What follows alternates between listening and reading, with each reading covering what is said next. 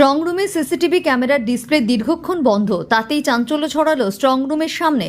ঘটনাটি বীরভূমের রামপুরহাট কলেজের স্ট্রং রুমের। খবর পেয়ে ঘটনাস্থলে পৌঁছন বিজেপি দলের কর্মীরা। শেষমেশ জানা গিয়েছে সিসিটিভি ক্যামেরার ডিসপ্লের তারের কানেকশন বিপত্তির কারণে ডিসপ্লে বন্ধ হয়ে যায়। বীরভূমের রামপুরহাট কলেজে অস্থায়ী স্ট্রং রুম গড়ে রামপুরহাট, নলহাটি, মুরারই ও হাসন বিধানসভার ইভিএম রাখা হয়েছে।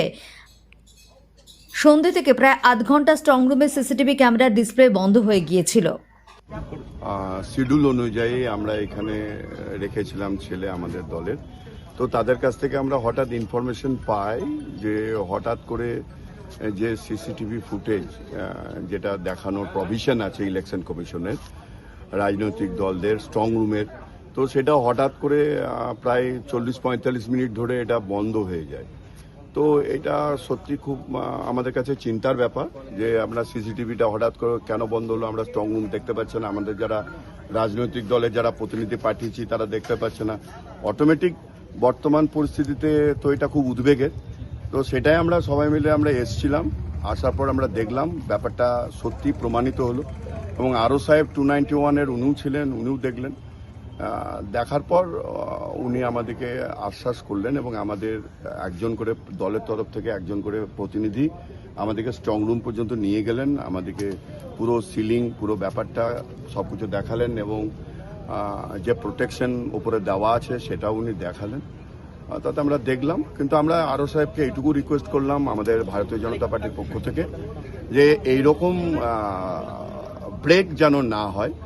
এই যে অনলাইন যে ফুটেজ যেটা দেখানোর ব্যবস্থা হয়েছে এইটা যেন কন্টিনিউ থাকে, কোনো রকম উইদাউট এনি স্টপিং যাতে এটা চলে কন্টিনিউ, কোনো কিছু বিঘ্ন না ঘটে, এই রিকোয়েস্টটা আমরা ওনাকে রাখলাম। উনি বললেন ঠিক আছে, আমি ব্যাপারটা দেখে নিচ্ছি। কি কারণে বন্ধ কি বলছেন? ওনার বক্তব্য যে টেকনিক্যাল ইস্যু অনলাইনের এটার জন্য হয়েছে। তো আমরা বললাম সেটা তো আমাদের ম্যাটার নয়, সেটা আপনার ম্যাটার।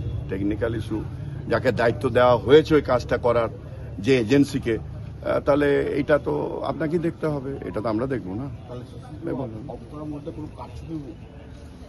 না সেটা তো আমরা তো বলেছি, আমরা একটা কমপ্লেন দিয়েছি জেনারেল অবজারভারকে। এবার ব্যাপারটা আমরা দিয়েছি, আমরা একবারে না দেওয়া নয়, আমরা একটা অভিযোগ করেছি জেনারেল অবজারভারকে। এখন দেখা যাক, আমরা এইটুকুই বলা। না লোডশেডিং এর ব্যাপার গল্প নয়, এখানে যদি রাখতে হয় কন্টিনিউ জেনারেটরও রাখতে হবে।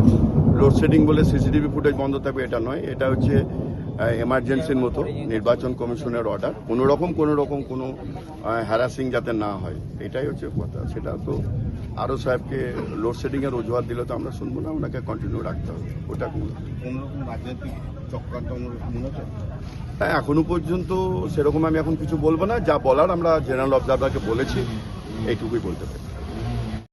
কি ঘটনা ঘটেছে? দেখুন, রামপুরহাট কলেজে আমরা জানি 4টে বিধানসভার ইভিএম মেশিন স্টোর করা আছে। আমরা জানতে পারি সন্ধ্যে 7:30 নাগাদ যে স্ট্রং রুমের যে সিসিটিভি ক্যামেরা সেটা যে ডিরেক্ট ফুটেজ সেটা বন্ধ হয়ে আছে সন্ধ্যে 7:30 থেকে। আমরা তৎক্ষণাৎ আমাদের কার্যকর্তাদের সঙ্গে এখানে এসে পৌঁছাই। আমাদের মাননীয় যিনি ইলেকশন এজেন্ট আছে সর্বপ্রথম সিনহা মহাশয়, উনি ভিতরে যান, ভিতরে গিয়ে পুরো যে স্ট্রং রুম আছে স্ট্রং রুমটাকে ভালোভাবে তদারকি করেন এবং উনি বাইরে এসে আমাদের আশ্বাস দেন যে এটা শুধুমাত্র একটা কানেকশন ফেলিওর, তাছাড়া অন্য কিছু না। এই কথা শুনে আমরা উপর মহলে নির্বাচন কমিশনের কাছে আমরা মেলও করেছি যাতে এর পরে ভবিষ্যতে এই ঘটনা না হয়। এই হলো অর্পণ নাগ।